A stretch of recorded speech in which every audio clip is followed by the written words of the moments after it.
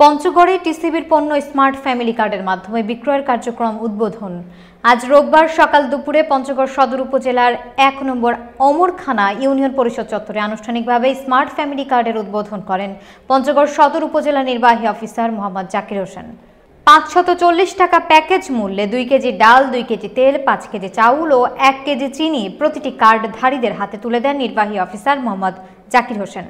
এ সময় টিসিবির dealer messrs মাওয়া স্টোরের কর্ণধার মনিরুজ্জামান মনির, সদর উপজেলার প্রশাসনিক কর্মকর্তা আব্দুর রশিদ, ওমরখানা ইউনিয়ন পরিষদের চেয়ারম্যান নুরুজ্জামান নুরু, সজীব প্রধান, টেক অফিসার রওশনুজ্জামান উপস্থিত ছিলেন। ওমরখানা ইউনিয়ন পরিষদের ১৬৭৩ জন স্মার্ট ফ্যামিলি কার্ডধারীরা এই টিসিবি পণ্য পাবে।